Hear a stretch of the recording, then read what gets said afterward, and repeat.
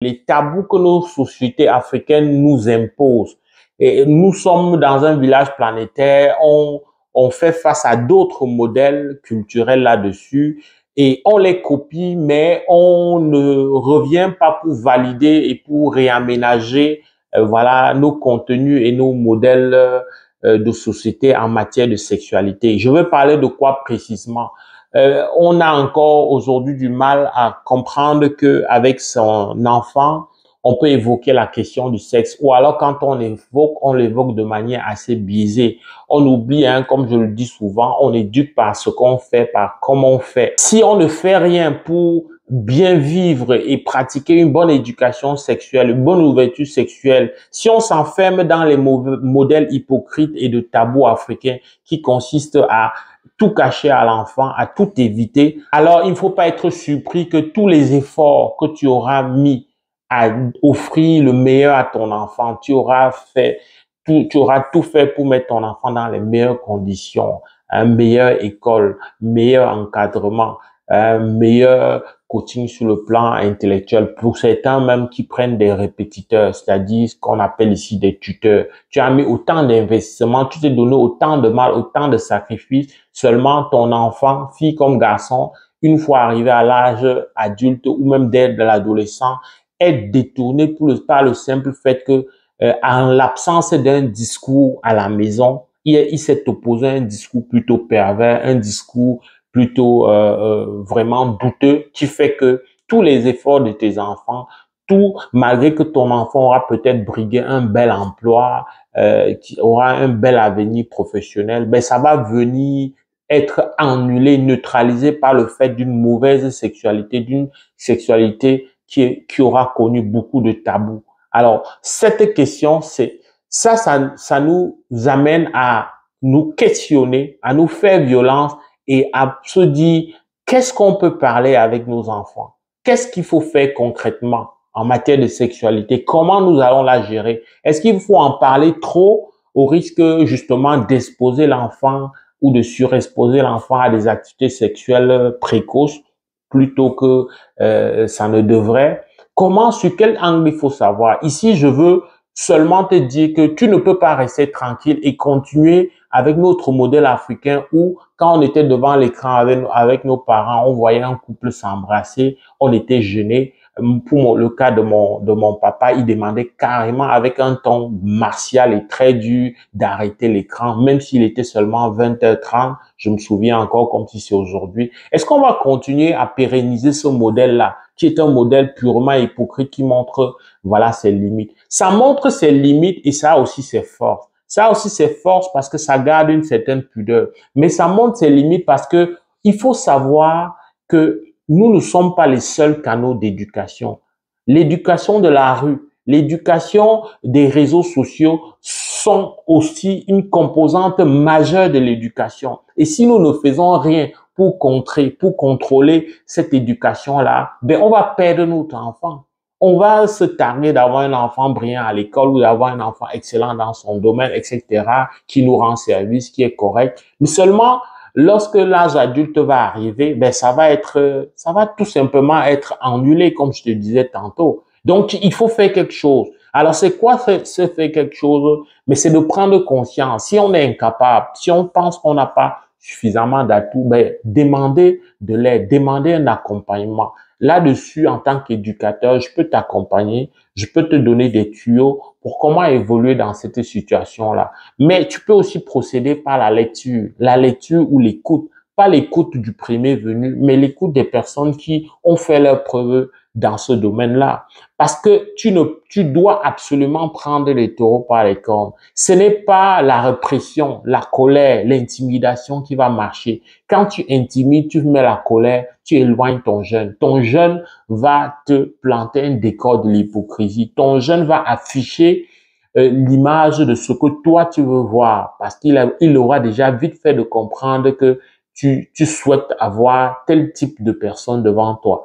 Et le jeune va avoir voilà, un autre visage en dehors d'ici, un autre visage devant des amis, un autre visage devant ses alter ego, devant ses pairs.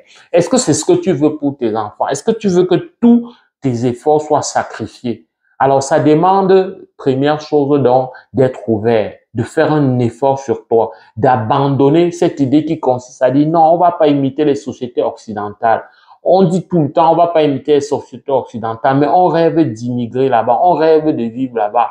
On montre sur les réseaux sociaux la réussite sous le prisme de on a voyagé pour être dans ces sociétés. Ça me rappelle le commentaire d'un de mes abonnés qui faisait la remarque, quelqu'un d'ici qui disait, mais on est quand même surpris, les Africains aiment promouvoir la Russie et autres, mettent en avant le modèle russe, chinois, etc.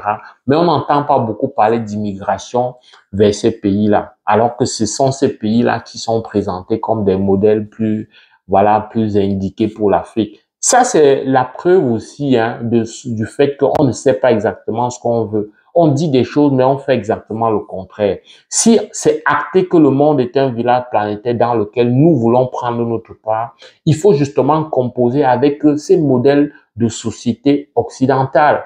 Chercher le juste milieu. La meilleure personne qui peut chercher faire le juste milieu, c'est celui qui a l'autorité parentale. Ça peut être le père, la mère, ça peut être le tuteur, si un tuteur, c'est-à-dire un membre de la famille, si c'est lui qui a l'autorité parentale. Mais il faut absolument faire quelque chose.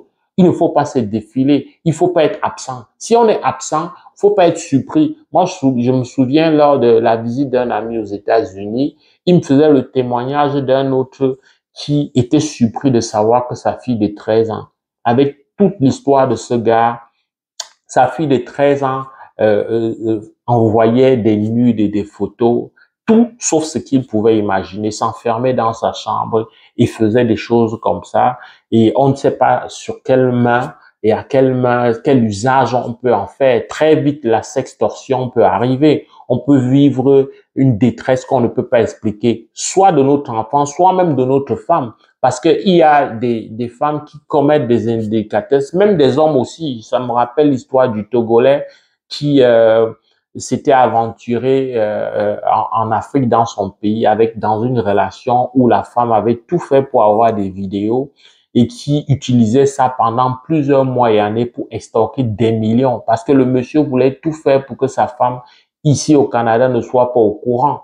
Donc, tellement il a dépensé qu'à un moment donné, il était obligé de faire exactement ce qu'il aurait dû faire dès le début, c'est-à-dire ne pas céder au chantage et assumer, quitte à ce qu'elle publie ses nudes et tout sur les réseaux, ça va très vite passer. Donc, si les gens si on fait le jeu d'hypocrisie, nos enfants, nous-mêmes, hommes comme femmes, on peut subir la sextorsion, c'est-à-dire le chantage par des vidéos qu'on aura tenues. On a très vite été gentil quand on est dans une relation. On accepte très vite se laisser filmer dans les ébats amoureux et on pense que le monde va s'arrêter là, alors que le monde ne commence pas avec nous, alors que les gens ont vécu ça avant nous. Du coup, très vite, lorsque les objectifs de l'autre qui est venu, qui était mal intentionné, ne sont pas atteints, ben, c'est l'étape du chantage qui suit.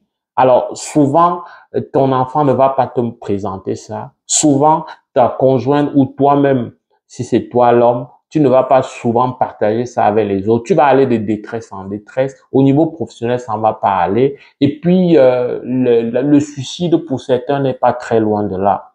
Donc, tu vois que on a beau faire des efforts, on a beau être brillant à l'école, on a beau faire de bonnes études, on a beau être félicité dans nos emplois, malheureusement, la sexualité et le sexe prend tellement de place dans la réussite et l'équilibre que nous ne pouvons pas continuer à faire cette hypocrisie, ce semblant-là. Nous ne pouvons pas continuer à éviter d'appeler chat lorsqu'on a affaire à nos enfants. Maintenant, il faut éviter d'en faire trop. En fonction de l'âge, il y a il y a le vocabulaire, il y a l'exposition qu'on peut se permettre, vis-à-vis de nos enfants. Mais c'est sûr qu'à partir de l'adolescence, on doit se faire violence et on doit prendre les choses en main. C'est autant valable donc pour nos enfants, mais que pour nous-mêmes. Être capable d'aborder la question. C'est sûr que dans le couple, c'est plus délicat parce que si des gens ont des fantasmes ou des idées qui sont contre, le cours normal des choses, qui redoutent par exemple que le partenaire d'en face accepte, mais cette personne va, pour un calcul simple de ne pas vouloir perdre ses intérêts ou son mariage, la personne va cacher ça. Et lorsque la personne cache ben, ça va faire que on va aller dans une relation hypocrite. Ce sera tout sauf une vraie relation. Ce sera une relation pour la forme. Et dans une telle situation, les uns et les autres se détruisent. Donc, il faut absolument prendre la question de la sexualité par les mains. Il faut l'affronter. La vie ne se résume pas à donner à manger à son mari ou à sa femme ou à ses enfants. La sexualité est une partie importante, si ce n'est centrale. On n'a qu'à voir combien des femmes, voilà, sacrifient, femmes comme hommes sacrifient le fruit de leurs efforts à cause d'une aventure comme ça sans lendemain. C'est parce que on n'a pas suffisamment fait la préparation au sexe. C'est parce qu'on ne parle pas assez. C'est parce qu'on s'engage avec des personnes nécessairement qui ne partagent pas nos valeurs.